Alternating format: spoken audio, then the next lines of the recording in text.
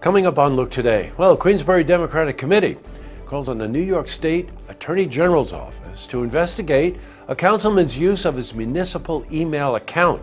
I've got details. Plus, Ridge Street in Glens Falls will be under construction this week. More on that coming up. And the Cool Insuring Arena in Glens Falls continues in its transformation. I've got those details. All ahead on Look Today.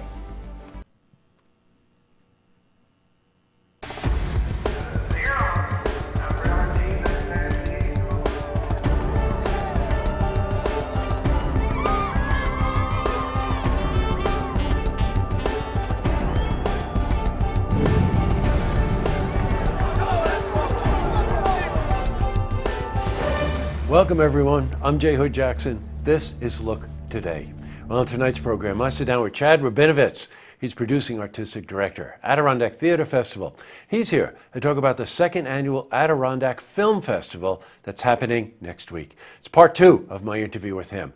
And I also sit down with Chris Novitsky. Now, he's a waterkeeper for Lake George, and he's here to talk about the fund for Lake George and preserving the Queen of American Lakes. Plus, we've got your weather for the Tri-North counties, but first, these headline stories. Well, in our lead story, Queensbury Democratic Committee has called on New York State Attorney General's office to investigate what they believe to be a misuse of municipal resources by Councilman Doug Irish. Now, the request calls for an investigation into the Republican chairman's official email account. Under the Freedom of Information law, a review of messages over the span of the last couple of months was conducted, and it revealed that Doug Irish was using his official email address to conduct personal political business. Now, exchange of emails occurred between Doug and other members of the council.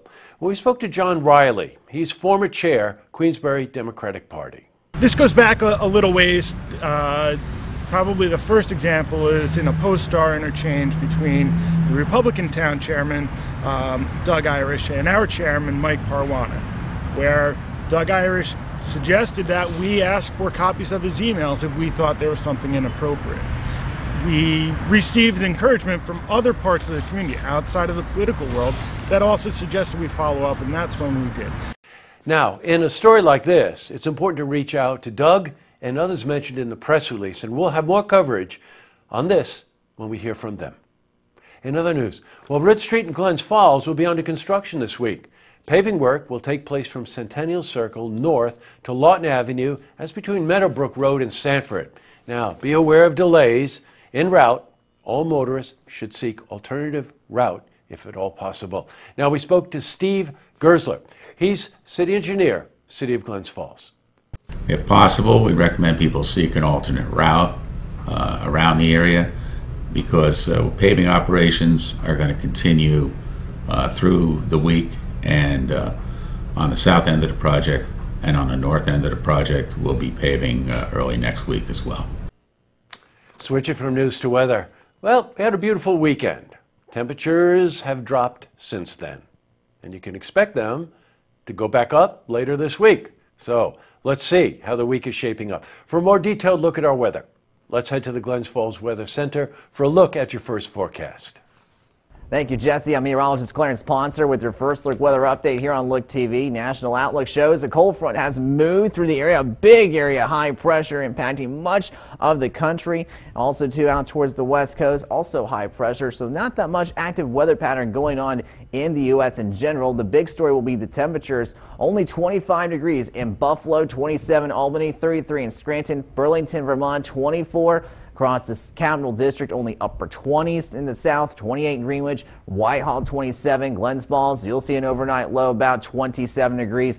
Johnsburg, Pottersville, you'll see temperatures well below freezing, only lower 20s expected. That's going to be widespread frost, otherwise mostly clear, with that light northwest breeze about 5 or so miles per hour. That widespread frost will diminish during the early morning hours, then sunshine and quickly warming up. 53 the afternoon high. Walking out the door, still about freezing. Sunshine and widespread frost will be expected. Extended forecast, we warm up back in the mid to upper 60s for highs for Wednesday and Thursday, then lower 60s with that next cool front. Not really a cold front, not as we saw over the weekend. 62 the afternoon high on Friday, and then back up to near 70 Saturday. Lows will warm up gradually back to the lower mid-30s for lows Wednesday, the mid-40s or so by Thursday through Saturday. Winds will shift out of the east and maybe even southeast. We'll continue to see dry weather throughout the forecast. That was your first look weather update. I'm meteorologist Clarence Ponser. Now I send it back to you, Jesse.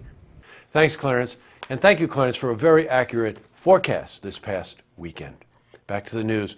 Well, the Kohl Insuring Arena in Glens Falls continues in its transformation from the former Glens Falls Civic Center. Now, as we told you last week, new signage has been installed. Well, in addition, the inside of the arena is getting a makeover as well. Well, we spoke to Jeff Mead, general manager, about these changes. Yeah, we've done a lot of big projects such as our indoor video board and our outside video board, but simply painting the beams. Again, there was a 1979 project. They were yellow, they were rusty. Now we've got a really nice looking gray color. So it looks clean and modern. Wi-Fi throughout the whole arena, new audio throughout the whole arena. We've done a lot of work in the locker rooms. And there's a lot of other projects we've done. So the building looks a lot better than it did in 2015. We've got a ways to go, but we're in a pretty good place. Nice going. All right, up next, I sit down with Chad Rabinowitz.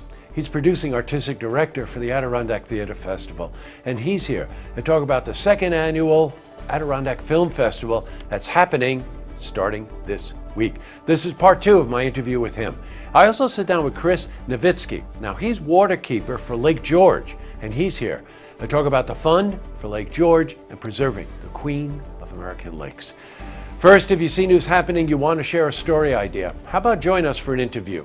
Then give us a call on the hotline. The number is 798-8000.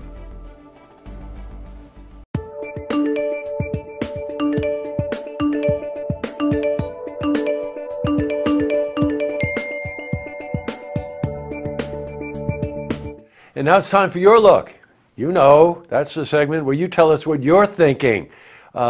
Interesting response to interviews as usual. Larry in Glens Falls reacted to the interview I did with Patrick Nelson, who's just beginning that long trek to run for the 21st Congressional Office, saying what Patrick Nelson says makes sense. I agree with his well-made points. Thanks for broadcasting the interview. We also got some nice comments on the interview I did with Rachel Sieber, including somebody that did not seem to like the interview.